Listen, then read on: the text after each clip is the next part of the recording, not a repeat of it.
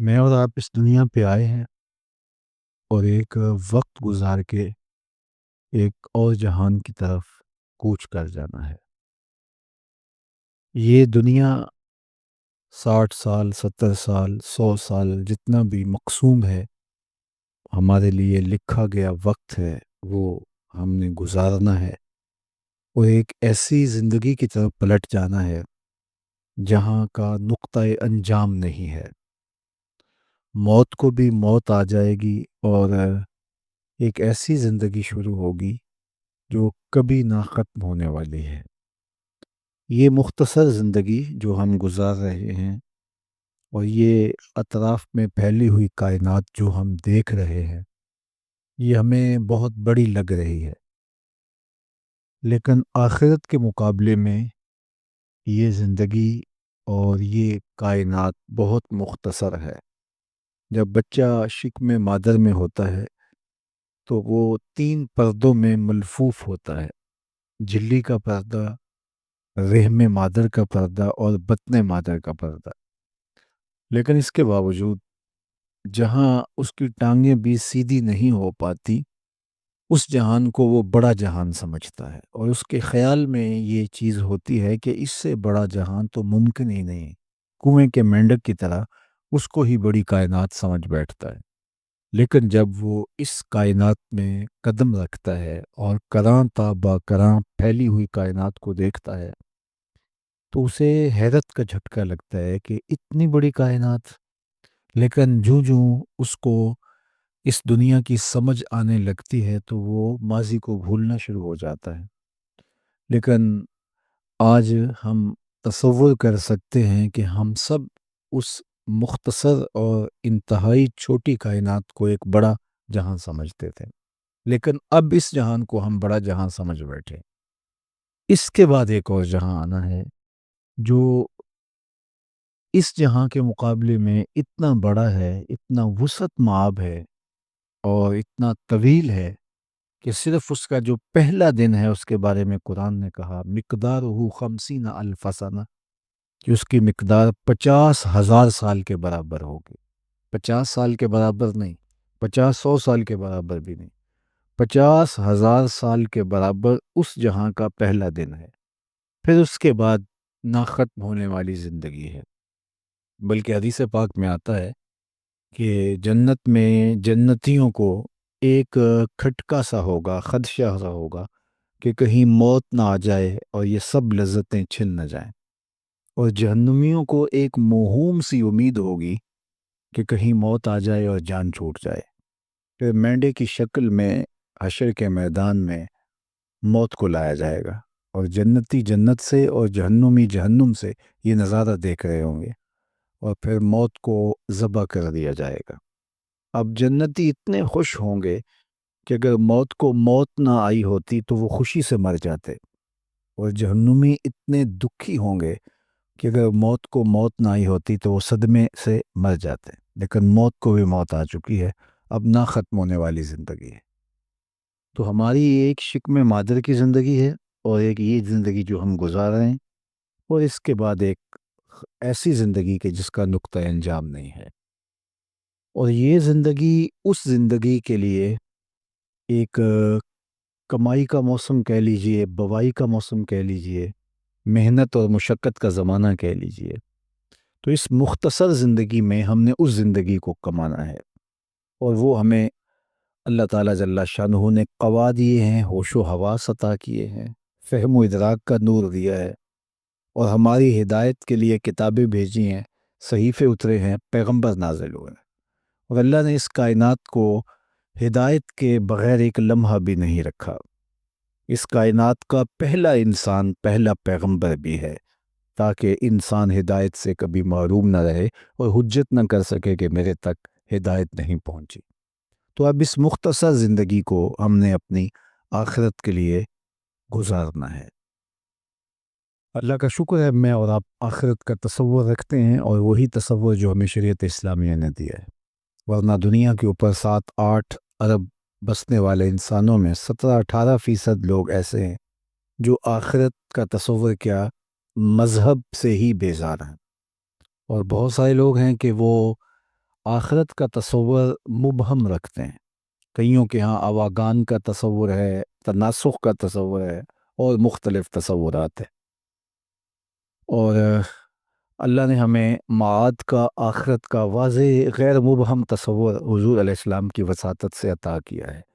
اور اگر آپ قرآن مجید کا مطالعہ کرتے ہیں تو جس قدر زور اس پہ دیا گیا ہے، آخرت کے تصور پہ اور معاد پہ، تو شاید آپ کو کم ہی جو ہے وہ کسی اور چیز پہ ملے گا، کیونکہ اس پر انحصار ہے ہماری زندگی کو منظم کرنے کا.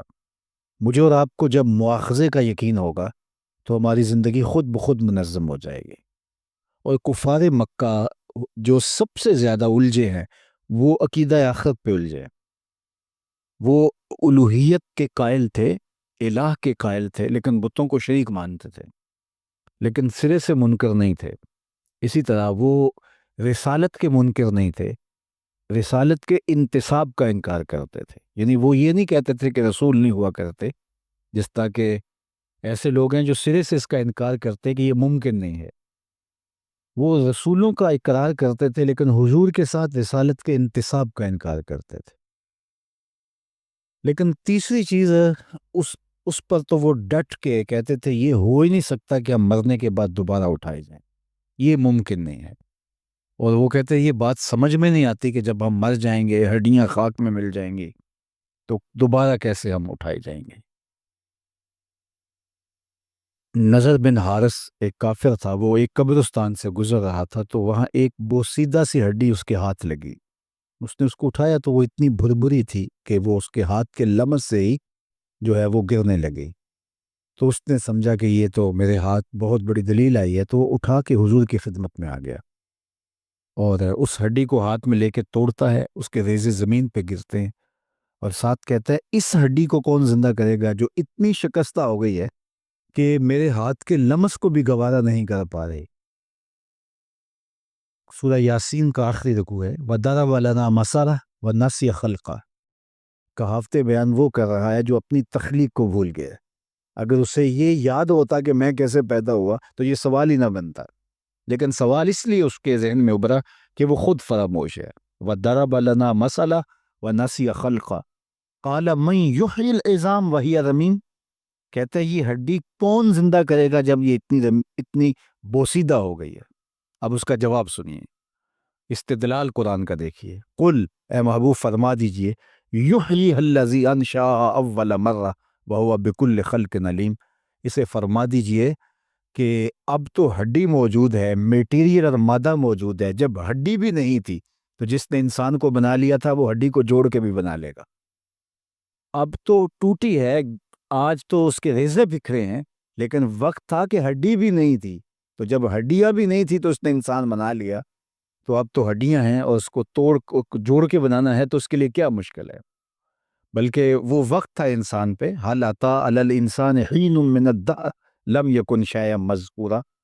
اس کا ناک نقشہ بھی نہیں تھا، قابل ذکر شے ہی نہیں تھا، لیکن اس نے اسے وجود بخشا، تشخص دیا، اسے صورت دی، اس کو جمال بخشا، آنکھوں میں روشنی رکھی، کانوں میں شنوائی کی طاقتیں رکھی، زبان میں گویائی کی قوت رکھی، بولنا سکھایا، سوچنے سمجھنے کی صلاحیت دی، اٹھنے بیٹھنے کا انداز سکھایا، اس کے اعضاء کو توازن بخشا، حسن دیا، جوانی دی، اعتدال دیا، تسویہ فرمایا اس کا.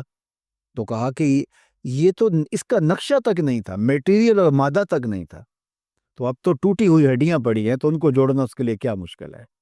تو فرمایا کہ محبوب فرما دیجئے قل یحییھا الذی انشأھا اول مرہ وہو بکل خلق علیم. اسے فرما دو کہ ان ہڈیوں کو وہی زندہ کرے گا کہ جب ہڈیاں بھی نہیں تھی جس نے بنایا تھا، آج ہڈیوں کو جوڑ کے بھی بنا لے گا، اس کے لیے کوئی مشکل نہیں، اور وہ ہر تخلیق کو خوب جانتا ہے. تو معاد کا جو تصور ہے وہ ہماری زندگی کے اندر نظم پیدا کرتا ہے، اور یہ جتنا مضبوط ہوگا اس قدر زندگی خود بخود منظم ہوگی. ہماری عدالت انصاف دیں یا نہ دیں، ملک لا قانونیت کی نظر ہو جائے، جو بھی ہو، اگر میرا اور آپ کا عقیدہ آخرت مضبوط ہے تو ہمیں بدی سے وہ عقیدہ روکتا ہے کہ ہم اللہ کے حضور پیش ہونا ہے. وہ ایک عدالت ہے جو لگنی ہے، وہاں نہ جج بکے گا، نہ گواہ کرائے کے ملیں گے، نہ انصافی کا تصور تک نہیں ہے، اور وہاں ترازو پورا پورا تولے گا۔ ثم لتسألن یومئذ عن النعیم، اور ایک ایک نعمت کے بارے میں سوال ہوگا، اور اللہ اپنے سامنے سے بندے کے قدم ہٹنے نہیں دے گا جب تک اس سے 4 سوال نہیں پوچھ لے گا۔ ان عمر ہی فیما افنا ہو، اس کی عمر کے بارے میں کہاں گزاری ہے۔ ان شباب ہی فیما ابلا ہو، اس کی جوانی کے بارے میں پوچھے گا کہ تیری جوانی کہاں گزری ہے۔ اس کے مال کے بارے میں 2 سوال ہوں گے، کمایا کہاں اور خرچ کہاں کیا۔ علم کے بارے میں پوچھا جائے گا، جو علم پڑھا اس پر عمل کہاں تک ہوا۔ تو وہ تو ایک عدالت ہے۔ دنیا کے نظم کمزور بھی ہوتے ہیں، کبھی نظم دنیا کا ٹھیک بھی ہو جاتا ہے، کبھی عدل و انصاف کا دور دورہ ہوتا ہے، کبھی لا قانونیت ہوتی ہے، یہ ہوتا رہتا ہے۔ لیکن عقیدہ آخرت اگر جمع ہوا ہے اور روحوں میں اترا ہوا ہے اور پختہ ہے، اور اس کا ایک اللہ نے سبب یہ پیدا کیا کہ لوگوں کی اموات ہمارے سامنے ہونے لگیں۔ جس طرح پہاڑ ایک بار ہی پیدا ہو گئے تھے، آسمان یک بار کی تخلیق ہو گئے تھے، جتنا پانی اللہ نے تخلیق کرنا تھا ایک بار ہی تخلیق کر دیا، زمین ایک بار ہی بنا دی، تو جتنے لوگ بنائے جانے تھے وہ بھی اللہ ایک بار ہی بنا دیتا۔ اور جس طرح آسمانوں کو لپیٹا جائے گا اور زمین کو سمیٹا جائے گا، اس طرح قیامت میں سب لوگوں کو موت آ جاتی۔ تو ایسا بھی تو ہو سکتا تھا، لیکن اس نے ایسا نہیں کیا۔ لوگ پیدا بھی ہوتے ہیں اور ہم سے جدا بھی ہوتے ہیں، اور یہ وہ چیز ہے جو عقیدہ موت جو ہے اس کو تزلزل نہیں ہونے دیتی۔ اور آپ کو کتنے دھرم، مذہب، مسالک، الہامی، غیر الہامی مذاہب، دین ملیں گے، کوئی موت کا انکار کرتا دکھائی نہیں دے گا۔ حتیٰ کہ لوگ وجود باری کے منکر ہیں، لیکن موت کا منکر کوئی نہیں، اس لیے کہ اپنی آنکھوں کے سامنے دیکھتے ہیں۔ موت ہے ہنگامہ آرا، کلزم خاموش میں ڈوب جاتے ہیں سفینے موج کی آغوش میں، اپنی آنکھوں کے سامنے ہم دیکھتے ہیں۔ اس لیے یہ اللہ نے ہمارے لیے ایک چیز رکھی ہوئی ہے۔ معاد کا انکار ہوتا ہے، موت کا انکار نہیں ہوتا۔ لیکن اگر موت بھی مخفی ہوتی، جس طرح ہم اپنی آنکھوں سے نہ دیکھ پاتے، تو معاد کی طرح لوگ موت کا بھی انکار کر دیتے۔ تو یہ چیز ہمیں منظم کرتی ہے کہ ہم نے ضرور اس دنیا سے چلے جانا ہے، یہاں بالآخر یہاں سے ہمارا کوچ ہونا ہے۔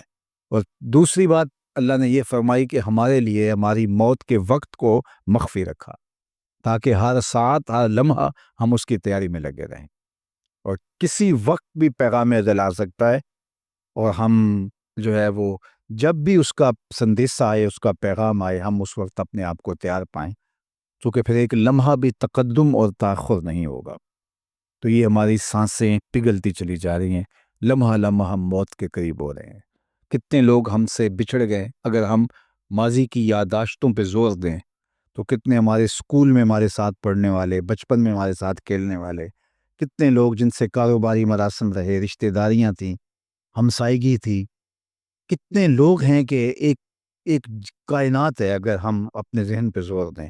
بعض اوقات کوئی شخص ملتا ہے تو اس کو دیکھ کے کوئی بندہ یاد آتا ہے، اور مدتیں ہوئی وہ اس دنیا سے چلا گیا، تو کتنے لوگ چلے گئے۔ اس طرح ہم بھی اسی ہجوم میں گم ہو جائیں گے، اور یہ وقت بہر صورت آنا ہے، اور موت ایک کھٹا حقیقت ہے اور امر واقعہ ہے، اور جب آئے گی تو ایک لمحے کا تقدم اور تاخر نہیں ہوگا۔ تو جب یہ طے ہے اور ہم نے ایک ایسی عدالت میں پیش ہونا ہے، تو پھر مجھے اور آپ کو ہر لمحہ اپنے حساب کو بے باک رکھنا پڑے گا، اپنے معاملات کو طاق رکھنا پڑے گا، اور اس عدالت کی پیشی کے لیے ہمیں اپنی تیاری کرنا ہوگی۔ حضرت سری سختی رضی اللہ تعالیٰ عنہ جلیل القدر بزرگ گزرے ہیں، وہ فرماتے ہیں میں تو اس بات سے ڈرتا ہوں کہ اپنے رب کا سامنا ہی کیسے کروں گا، باقی باتیں تو بعد کی بات ہیں، حساب کھلیں گے، نامہ اعمال کھلے گا، میں تو اس بات سے خوف زدہ ہوں کہ سامنا کیسے کروں گا۔ اور علامہ اقبال علیہ رحمہ 2 قدم آگے بڑھ کے ہی بات کر گئے، وہ کہتے ہیں میں تو اس بات سے ڈرتا ہوں قیامت کے دن رسول اللہ کا سامنا کیسے کروں گا۔ تو غنی از ہر دو عالم من فقیر، اللہ اکبر، کہتے ہیں اللہ تو غنی ہے اور میں فقیر ہوں، تو روز قیامت میرے اعمال کو نہ کھولا جائے، مجھے یوں ہی معاف کر دیا جائے، اور اگر میرا نامہ اعمال کھولنا ضروری ہوا تو میری یہ گزارش ہے، از نگاہ مصطفیٰ پناہ بغیر، حضور کی نگاہوں سے میرا نامہ اعمال اوجھل رکھا جائے۔ اللہ اکبر۔ تو یہ وہ تصور ہے معاد کا، آخرت کا، اللہ کے حضور پیش ہونے کا، کہ جو مجھے اور آپ کو منظم رکھتا ہے، اور یہ جتنا مستحضر رہے، جتنا ہمارے خیال کے اوپر طاری رہے، اس قدر ہی ہماری زندگی منظم رہتی ہے۔ لیکن جب غفلت آنے لگتی ہے تو پھر ہم گناہوں کی دنیا میں پھنس جاتے ہیں۔ اسی لیے حضور نے فرمایا لذتوں کو توڑنے والی کو یاد کیا کرو۔ عرض کی یا رسول اللہ، لذتوں کو توڑنے والی کیا ہے؟ کالا الموت، فرمایا موت۔ موت لذتوں کو توڑتی ہے، خواہشات کی بیخ کنی کرتی ہے۔ تو یہ ایک تصور ہے جو ہمیں عطا کیا گیا، اور ہمارے سامنے ہمارے اپنے لوگ، ہمارے ہمسائے دوست، ان کے جنازے اٹھتے رہتے ہیں۔ حضرت یعقوب علیہ السلام اللہ کے جلیل القدر پیغمبر گزرے ہیں، انہوں نے اسرائیل سے عہد لیا ہوا تھا کہ میری روح قبض کرنے کے لیے اچانک نہیں آنا، پہلے کوئی قاصد بھیج دینا تاکہ میں موت کی تیاری کر لوں۔ تو انہوں نے وعدہ کر لیا، پیغمبروں سے وعدے ہو سکتے ہیں۔ تو ایک دن حضرت اسرائیل حاضر ہوئے تو پوچھا کیسے آنا ہوا؟ کہا قبض روح کے لیے آیا ہو۔ کہا تم نے تو وعدہ کیا تھا اچانک نہیں آؤں گا، پہلے کو قاصد بھیجوں گا، اب تم اچانک آ گئے۔ کہا حضرت میں نے تو قاصد بھیجے تھے۔ فرمایا میرے پاس تو کوئی نہیں آیا۔ کہا آپ کے سامنے کتنے لوگوں کی موت واقع ہوئی، یہ میرا قاصد نہیں تھا تو اور کیا تھا؟ آپ کی داڑھی میں سفید بال آ گئے، یہ میرا قاصد نہیں تھا تو اور کیا تھا؟ آپ کی کمر میں جب خم آتا ہے، یادداشت کھونے لگتی ہے، طبیعت میں اضمحلال پیدا ہونے لگتا ہے، چلتے ہوئے ٹھوکریں لگتی ہیں، بولتے ہوئے لکنت آنے لگتی ہے، نظر کم پڑنے لگتی ہے، تو سمجھ لو کہ پیغام موت آ گیا ہے، اور یہ تیزی کے ساتھ ہم موت کی طرف بڑھ رہے ہیں۔ حضرت عمر کا دربار لگا تھا، ایک شخص آیا اور اس نے گزرتے گزرتے آواز لگائی، یا عمر لا تنسا موتک، عمر اپنی موت کو نہیں بھولنا، دربار سجائے بیٹھے ہو، موت کو بھی یاد رکھنا۔ اللہ اکبر! حضرت عمر نے اس کو بلایا، کہا اگر تو روزانہ گزرتے کیا جایا کرے تو میں تیرا شکر گزار ہوں گا۔ وہ روزانہ گزرتا اور کہتا عمر موت کو نہیں بھولنا، اور آپ اس کو بلا کر کے کچھ مشاعرہ بھی دیتے، کچھ خدمت بھی کر دیتے کہ تیری مہربانی۔ ایک دن وہ آیا، اس نے صدا لگائی تو فرمایا آج کے بعد نہیں آنا۔ اس نے کہا کوئی اور آنے لگا؟ فرمایا نہیں۔ تذکیر موت کی ضرورت نہیں رہی؟ فرمایا نہیں۔ تو پھر مجھے کیوں چھٹی دی جا رہی ہے؟ تو جناب عمر روئے اور یوں اپنی داڑھی کو ہاتھ میں پکڑا اور دو بال الگ کیے، وہ سفید ہو چکے تھے۔ کہا میاں اب یہ دو بال میری داڑھی میں سفید آ گئے ہیں، اب تیرے آنے کی ضرورت نہیں، یہ مجھے خود ہی بتاتے رہیں گے، ہماری تو پوری داڑھی بھی سفید ہو جائے۔ میاں صاحب نے کہا تھا ہڈیاں کمبن گوڈے کھڑکن تے اڑ گیا لک تیرا، اجے بھی بدیوں باز نہ آئیں جیو مرد دلیرا، فما اصبرہم علی النار۔ اللہ فرماتا لوگوں کا آگ پر کتنا حوصلہ ہے، کتنی ڈٹائی سے کہہ دے اور دیکھ لیں گے۔ بلکہ ایک جملہ ہے، اور یہ جملہ جو ہے وہ سراسر جو ہے وہ کفریہ جملہ ہے، یہ جہاں مٹھا اگلا کس نے ڈٹا۔ حضرت شیخ عبد القادر جیلانی فرماتا ہے جاؤ قبرستانوں میں جا کے دیکھو کیسے کیسے حسینوں کی مٹی خراب ہو رہی ہے، جو بدن پہ چٹکی مٹی نہیں پڑنے دیتے تھے، آج ان کے کفن بھی تار تار ہو گئے۔ اللہ اکبر! خیر کنے فلاں و غنیمت شمار عمر زاں کے بیشتر بانگ برائد کے فلاں نمان۔ سعدی کہتے ہیں زندگی کو حزم و احتیاط سے گزار اور اعمال صالحہ کا ذخیرہ جمع کر لے، اس سے قبل کی آواز گونجنے لگے کہ لوگوں فلاں بھی چلا گیا، اور یہ وقت آنے والا ہے، اور یہ تیزی کے ساتھ ہماری طرف وقت بڑھ رہا ہے۔ زندگی موت، بلکہ حضرت علی المرتضیٰ فرماتے ہیں یہ ہمارے جو قدم ہیں، جو سانس ہیں، یہ موت کی طرف اٹھتے ہوئے قدم ہیں۔ ہم تو یہ سمجھتے ہیں ہم بڑے ہو رہے ہیں لیکن چھوٹے ہو رہے ہیں۔ اتنا وقت ہماری زندگی سے منہا ہوتا ہے جتنی سانسیں لیتے چلے جاتے ہیں۔ قرآن نے جو کہا نا ان الانسان لفی خسر، بے شک انسان خسارے میں ہے، تو ایک بزرگ فرماتے ہیں مجھے اس کی سمجھ نہیں آتی تھی کہ انسان خسارے میں کیسا ہے۔ آج صرف 40-50 سال پیچھے چلے جائیں تو یہ آسودگیاں جو آج ہمیں میسر ہمیں تھیں، کہاں وہ گھاس پھونس کے جھونپڑے اور کہاں علی نصب گھر، کہاں وہ کچی سڑکیں اور آج تارکول بچھی سڑکیں، علی نصب پلازے، لشکار مازدی مارکیٹیں۔ زندگی کا حسن انسان نے کشید کر لیا۔ انسان کہتا ہے میں تو خسارے میں نہیں ہوں، کہاں پینے کو مجھے صاف پانی بھی میسر نہیں تھا اور آج اتنے مشروبات ہیں کہ کیا بات ہے۔ کھانے کو نان شبینہ بھی میسر نہیں تھا اور آج ٹیبل پہ اتنے کھانے ہیں کہ کس کو کھائیں کس کو چھوڑیں، انتخاب مشکل ہوتا ہے۔ ایک لباس بھی لوگ زندگیاں کاٹ دیتے تھے اور آج اتنے لباس ہیں، موسم بدل جاتا ہے لیکن لباس بدلنے کی باری نہیں آتی۔ انسان کہتا ہے میں تو خسارے میں نہیں ہوں، میرے ٹور ٹپے دیکھو، میں چرخ پہ جھولتا ہوں، ہواؤں میں اڑتا ہوں، میری زندگی کا جمال دیکھیے، میری زندگی کے تنتنے دیکھیے، لیکن میرا رب کہتا ہے کہ نہیں، انسان خسارے میں ہے۔ تو وہ کہتے مجھے سمجھ نہیں آتی تھی کہ انسان خسارے میں کیسے، انسان تو اوپر جا رہا ہے، اس نے کیا کیا ایجاد کر لیا۔ تو سمرقند کے بازار سے گزر رہا تھا، تو وہاں ایک بندے نے پھٹے کے اوپر برف لگائی ہوئی تھی اور ساتھ آواز لگا رہا تھا، اور آواز کیا لگا تھا؟ ارحمو ارحمو علی من یذوب راس مالہ، اور گزرنے والوں میرے پہ ترس کھاؤ، مجھ سے برف لیتے جاؤ، میں ایسا تاجر ہوں جس کا راس المال پگھلتا جا رہا ہے، کیونکہ برف ایک ایسا سودا ہے جو گاہک کا انتظار نہیں کرتا۔ آپ کوئی اور چیز بیچتے ہو، کپڑا بیچتے ہو، آج گاہک نہیں ہو سکتا کل 2 روپے اوپر چلا جائے۔ آپ پیٹرول بیچتے ہو سکتا ہے 6 روپے اوپر چلا جائے، 10 روپے اوپر چلا جائے، آپ بڑے بڑے کروڑوں کے فائدے میں چلے جائیں۔ لیکن برف ایک ایسا سودا ہے، آج اگر گاہک نہیں آیا، آج تو کل مہنگی بھی ہوگی تو کل برف ہی نہیں ہوگی۔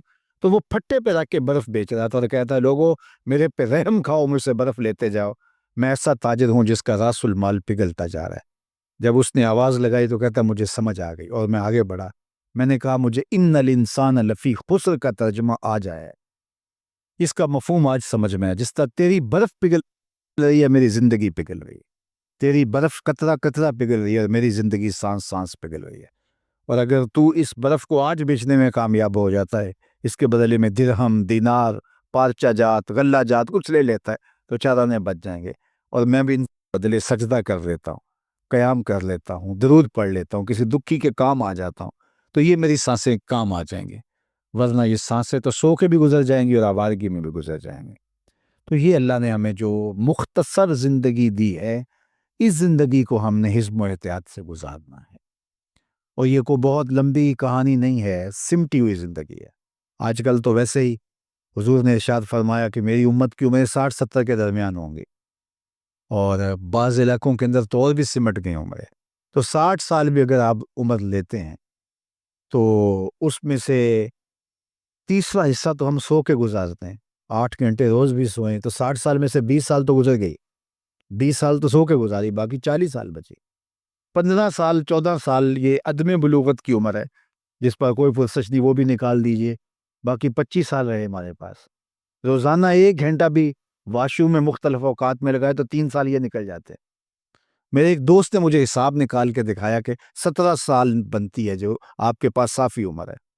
آپ بکرا یا جانور خریدتے ہیں قربانی پہ، تو کہتے ہیں یہ اس کو اگر تولیں تو یہ بیل جو ہے یہ 5 من کا ہے، لیکن صافی گوشت 3 من ہی نکلے گا، باقی ان انتڑیوں میں اور چیزوں میں نکل جائے گا۔ تو زندگی صافی جو ہے وہ 17 سال بچتی ہے، اگر 60 سال ہے بھی، تو ویسے تو ایک سانس کا نہیں پتا۔ تو ان 17 سالوں کو سنبھال کے گزارنا ہے، جس نے گزار دی وہ کامیاب ہو گیا، اور جو یہ 17 سال بھی سنبھال کے نہ گزار سکا وہ نامراد رہ گیا۔ اسی لیے حضرت داتا گنج بخش علی حجویری علیہ رحمہ کے مرشد شیخ ابو الفضل الختلی فرماتے ہیں الدنیا یوم ولنا فیہا صوم، دنیا ایک دن ہے اور ہم روزہ رکھ کے گزار رہے ہیں، گزر جائے گی، چاہے جتنی بھی طویل ہوئی تو گزر جائے گی۔ تو میں اور آپ اپنی زندگی کو آخرت کے لیے گزارنا ہے، لیکن اس کا دوسرا پہلو بھی عرض کر دوں، اور وہ یہ، آخرت کے لیے زندگی گزارنے کا یہ معنی اور مطلب اور مفہوم یہ نہیں ہے کہ ہم ترک دنیا کریں۔ ہمارا دین میں ترک دنیا کا درس نہیں دیتا، لا رہبانیت فی الاسلام، اسلام میں رہبانیت نہیں ہے۔ لیکن دوسرا پہلو اس کا یہ ہے، ترک دنیا کا درس بھی نہیں دیتا، لیکن غرق دنیا کا درس بھی نہیں دیتا۔ ترک دنیا بھی نہ کرو اور غرق دنیا بھی نہ ہو جاؤ۔ صوفیہ فرماتے ہیں ایسے رہو جس طرح کشتی پانی میں رہتی ہے، پانی میں رہتی ہے لیکن پانی کو اپنے اندر نہیں آنے دیتی۔ کشتی پانی میں رہے تو خود بھی تیرے گی اور اس کے اوپر جو سوار ہیں ان کو بھی ساحل مراد کرے گی، لیکن اگر پانی کشتی کے اندر آ گیا تو اس کو لے ڈوبے گا۔ کہا تم دنیا میں رہو، دنیا تمہارے اندر نہ رہے۔ اگر دنیا تمہارے اندر اتر آئی تو پھر کچھ باقی نہیں بچے گا۔ اب امام ابو نعیم الاصفہانی 4 صدی کے مجدد اور محدث ہیں، وہ فرماتے ہیں من نظر الی الدنیا نظر الحب اخرج اللہ تعالی من قلبہ نور الیقین والزہد، جب دنیا آپ کے اندر تو آتی ہے تو پھر آپ کے دل سے زہد اور تقوی کا نور رخصت ہو جاتا ہے، پھر دنیا ہی دنیا ہو جاتی ہے۔ اور اسی دنیا کے بارے میں باہو نے کہا تھا ادی لانت دنیا ہوتے پوری دنیا دارا ہو۔ جب ہمارا اڑنا بچھونا دنیا ہو جاتا ہے، ہماری خواہش دین سے آگے چلی جاتی ہے، دین پیچھے رہ جاتا ہے، خواہشات آگے ہو جاتی ہیں، آرزویں آگے چلی جاتی ہیں اور دین معاد آخرت سب کچھ تاکہ اپنا آپ بھی ہمارا پیچھے رہ جاتا ہے، ہم اپنی خواہش کے غلام بن جاتے ہیں، آرزوؤں کے نوکر بن جاتے ہیں، تو پھر سوائے بربادی کی اور کچھ نہیں ہے۔ تو اس مختصر زندگی کو اس طرح سے گزارنا ہے کہ اس زندگی کو اللہ اس کے رسول کے حکام کے دائرے اور سائے میں گزارنا ہے، تو ہماری دنیا بھی نہیں بگڑتی۔ ہم جو کھیتی بوتے ہیں اور اس میں جو چڑیاں آ کے چگ جاتی ہیں، تو وہ بھی ہمارے نامہ اعمال میں صدقہ لکھا جاتا ہے۔ ہم جو اپنی بیوی کے منہ میں لا کے جو ہے وہ کوئی چیز برگر کھلا دیتے ہیں یا کچھ اور، ما وعدہ فی امرا فہی صدقہ، فرمایا جو تم جا کے اپنی بیوی کو دیتے ہو اس سے وہ خوش ہو جاتی ہے، تمہارے نامہ اعمال کے اندر وہ بھی صدقہ لکھا جاتا ہے۔ یہ تمہارا دین سراسر جو ہے وہ تمہاری تمام ضروریات کا کفیل ہے۔ تو دین کا مطلب یہ بھی نہیں ہے کہ ترک دنیا کر دیا جائے۔ تین چیزیں فرمایا آدمی کی خوش بختی سے ہیں: اچھا مکان، الدار الواسع، کشادہ مکان۔ دوسری بات فرمائی کہ المرکب الحنی، کہ اچھی سواری، اور تیسرا فرمایا کہ المرأۃ الصالحہ، نیک بیوی۔ تو یہ دنیا کی چیز، اور دنیا فرمایا متاع ہے، اور اس کی بہترین متاع نیک اور صالحہ بیوی ہے۔ تو اسلام ترک دنیا کا درس تھوڑا دیتا ہے۔ اللہ کے محبوب علیہ السلام نے ایک صحابی کو دیکھا کہ وہ چوزے کی طرح کمزور ہے۔ حدیث میں اس کی کمزوری کو بیان کرنے کے لیے استعارتاً استعمال کیا گیا کہ وہ چوزے کی طرح کمزور ہے۔ تو فرمایا کہ تو اللہ سے کوئی دعا مانگی تھی؟ اس نے کہا جی میں نے اللہ سے دعا مانگی تھی، شاید وہ قبول ہو گئی۔ کیا دعا مانگی تھی؟ میں نے عرض کیا تھا مالک جو بھی دکھ تکلیفیں ہیں آخرت کے حصے کی بھی دنیا میں دے دے مجھے، تاکہ میری آخرت صاف ہو جائے۔ تو مجھے بہت ساری بیماریاں، دکھ، اذیتیں اور تکلیفیں پہنچ رہی ہیں، شاید میری دعا قبول ہو گئی ہے۔ تو حضور علیہ الصلوۃ والسلام خوش نہیں ہوئے، بلکہ فرمایا تو نے یہ کیوں کہا کہ آخرت کے حصے کی تکلیفیں دنیا پہ آ جائیں؟ تو نے یہ کیوں نہیں کہا ربنا آتنا فی الدنیا حسنۃ وفی الآخرۃ حسنہ، اللہ مجھے اس جہاں میں بہترین دے دے، اس جہاں میں بھی۔ تو ہمارا دین ایک بھرپور اور ایک زندہ اور ایک فعال دین ہے۔ انسانی فطرت کو ملحوظ رکھا گیا ہے اس دین کے اندر۔ تو اس لیے ہمارا دین پہ عمل کرنا ہمیں دنیا سے لا تعلق نہیں کرتا، لیکن وہ دنیا جو ہمارا اوڑھنا بچھونا بن جاتی ہے اور دین ثانوی حیثیت اختیار کر جاتا ہے، تو پھر وہ سوائے بربادی کو اور کچھ نہیں۔ تو اس لیے یہ اٹھتے ہوئے جنازے، یہ پھیلی